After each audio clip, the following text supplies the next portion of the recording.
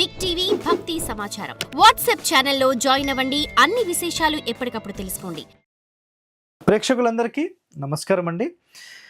చాలామందికి ఒక అనుమానం ఏంటంటే, సార్ బ్రహ్మస్థానంలో గుంత ఉండొచ్చా? నాగవృష్ట భూమి అనే ఒక అంశం మీరు తీసుకున్నప్పుడు ఉత్తరం ఎత్తు దక్షిణం ఎత్తుండి మధ్యలో తూర్పు పడమర పొడవు ఉన్న స్థలంలో సమానంగా డౌన్ అయిపోతుంది. మరి అలాంటి స్థలం ఉంటే ఎలాంటి లాభ నష్టాలు ఉంటాయి? అర్థమైందా? ఒకటో కండిషన్.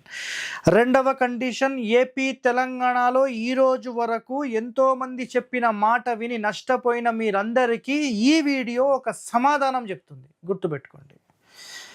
నాగవృష్ట భూమి అంటే తూర్పు పడమర ఉత్తర దక్షిణాలు ఏదైనా సరే పొడవుగా ఉన్న స్థలం ఉంటుంది కదా. ఎగ్జాంపుల్ తూర్పు పడమర తీసుకుందాం. ఈ పొడవాటి స్థలంలో మధ్యలో అంటే ఉత్తరం కొంచెం ఎత్తుగా ఉంటుంది, దక్షిణం వైపు ఎత్తుగా ఉంటుంది, ఓకేనా? మధ్యలో కొంచెం డౌన్ ఉంటుంది. అలాంటి స్థలంలో మీరు నివసిస్తే సర్వము కోల్పోతారు, సర్వము నశించిపోతుంది అనేది శాస్త్రం చెప్పిన పాయింట్. మరి ఏపీ తెలంగాణలో ఇలాంటివి ఎవరు చేశారు సార్ అని మాట్లాడతారు కదా. ఇప్పుడు చెప్తాను సమాధానం.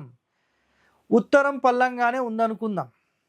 ఇల్లు అనేది మీరు బ్రహ్మస్థానంలో కట్టారు, లేదంటే కొంచెం నైరుతికి జరిపి కట్టారు. దాని తర్వాత చాలామంది చేసిన మేజర్ మిస్టేక్ ఏంటంటే, ఇంటికి సంబంధించిన పడమర భాగంలో, నైరుతి భాగంలో, దక్షిణ భాగంలో ఇంటి కంటే ఎత్తు పెట్టడం వల్ల ఇల్లు అనేది మునిగిపోయి సర్వాన్ని కోల్పోయి రోడ్డు మీదకి వచ్చిన పరిస్థితి వాళ్ళు కొన్ని వందల మంది ఉన్నారు. ఈ వివరాలు ఎంతమందికి తెలుసు? ఎంతమంది అధ్యయనం చేశారు దీని మీద? గుర్తుపెట్టుకోండి వర్డ్. ఇంటి మొత్తంలో, స్థలం మొత్తంలో ఇల్లు మాత్రమే అన్నిటికంటే ఎత్తుండాలి, మొత్తం స్థలం అన్నిటికంటే డౌనే ఉండాలి. ఆ డౌన్లో నైరుతి ఎత్తు, నెక్స్ట్ ఆగ్నేయం, నెక్స్ట్ వాయువ్యం, నెక్స్ట్ ఈశాన్యం. ఇంటికంటే అన్ని డౌనే ఉంటాయి. ఆ డౌన్లో ఈ సిరీస్ ప్రకారంగా మీరు సెట్ చేసుకోవాలి. అర్థమైందా? ఇది కాన్సెప్ట్ అండి. ఒరిజినల్ సిద్ధాంతం చదవకుండా సొంత ప్రయోజనాల కోసము, లేదంటే సొంతంగా మేము పరిశోధన చేశామని చెప్పే వారి మాటలన్నీ విని మీరు సర్వము కోల్పోతున్నారు. ఎవరండి వాళ్ళకి చెప్పింది? మహర్షులు కొన్ని వందల వేల సంవత్సరాలు అధ్యయనం చేసిన ఎన్నో శాస్త్రాలు మనకు అందించారు. అలాంటి శాస్త్రాలు మనం పాటించాలా, లేకపోతే సొంతంగా మాకు మేము అన్ని తెలుసుకున్నామనే దానికి పాటించాలా? మీరు అర్థం చేసుకోండి. ఎన్నో గ్రంథాలు ఉన్నాయండి. మీకు స్థాపత్య వేదం ఒకసారి చదవండి, ఆగమ శాస్త్రాలు చదవండి.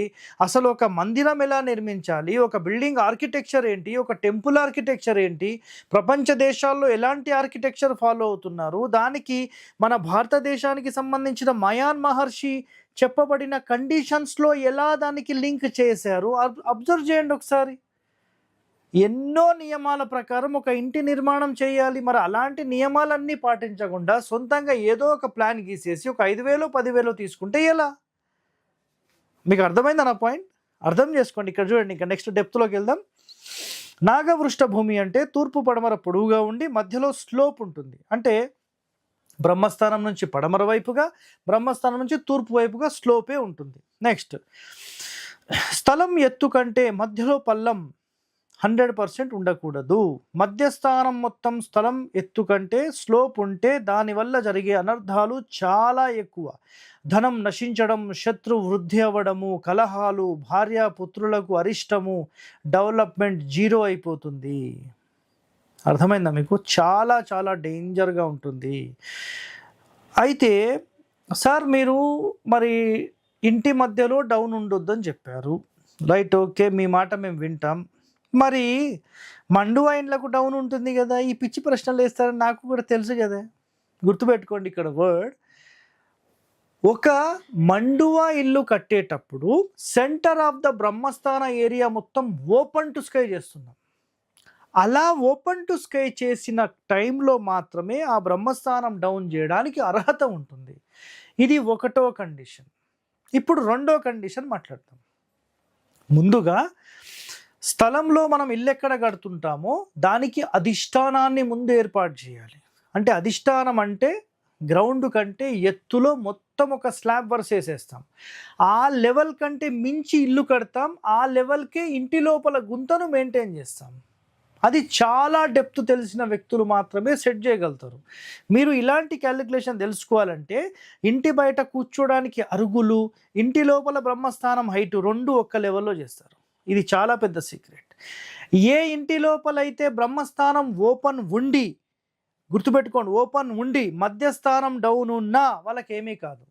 బట్ ఏ క్షణమైతే ఆ డౌన్ ఉన్నప్పుడు పైన బ్రహ్మస్థానం మూసేశారో ఆ ఇల్లు జీరో కొట్టేసేసి ఇక్కడ చెప్పిన నష్టాలు, ధననాశనం, శత్రువృద్ధి, నెక్స్ట్ బ్రహ్మస్థాన అరిష్టము, కలహాలు, భార్యాపుత్రులకు అరిష్టము, డెవలప్మెంట్ మొత్తం జీరో అయిపోతుంది. ఇవన్నీ నష్టాలు జరుగుతాయి. 100% గుర్తుపెట్టుకోండి. బ్రహ్మస్థానం డౌన్ ఉండొచ్చు, బట్ ఓపెన్ టు స్కై ఉండాలి. అయితే బిల్డింగ్లు కడతాం కదా మనం, పెద్ద పెద్ద బిల్డింగ్స్, అలాంటి బిల్డింగ్స్లో చుట్టూ ఇల్లు కడతాం, సెంటర్ కింది నుంచి పై వరకు ఓపెన్ చేస్తాం, పైన బ్రహ్మస్థానం పెడతాం, అది కూడా సూపర్. కానీ గుంత ఇక్కడ చేయట్లేదు. అయితే కొంతమంది వాళ్ళు ఏమంటారంటే ఇంటి మొత్తానికి గ్రౌండ్ ఫ్లోర్కి గుంత లేదు కాబట్టి ఓకే, ఫస్ట్ ఫ్లోర్కి గుంత అవుతుంది కదా, కడుపు చీల్చుకుపోయింది కదా అని మాట్లాడతారు. అది రాంగ్ అండి. ఇంటి బ్రహ్మస్థానం అనేది ఖాళీగా ఉండి ఓపెన్ ఉంటే దానికి మించిన అదృష్టవంతులు ఆ ఇంటి లోపల పుట్టరు. గుర్తుపెట్టుకోండి. చాలా అద్భుతమైన వాస్తు నియమాలు ఉన్నాయి. అవన్నీ నిజంగా అధ్యయనం చేస్తే మీరు ఒక టాప్ మోస్ట్ రేంజ్లో వెళ్ళే వాళ్ళు ఉంటారు. అదొకటి గుర్తుపెట్టుకోండి. సో నెక్స్ట్ ఇక్కడ గుర్తుపెట్టుకోండి, బ్రహ్మస్థానం అన్నిటికంటే ఎత్తుంటే, అంటే టోటల్ టాప్కి వెళ్ళిపోయారు, హైట్ ఉందనుకోండి, అప్పుడు ఏమవుతుందంటే కూర్మ వృష్ట భూమి వల్ల, అంటే ఆ ఇంటి మధ్యస్థానం ఎత్తుగా ఉండడం వల్ల మంచి రేంజ్ వెళ్ళిపోతుంది అనమాట. గుర్తుపెట్టేసుకోండి ఆ మాట.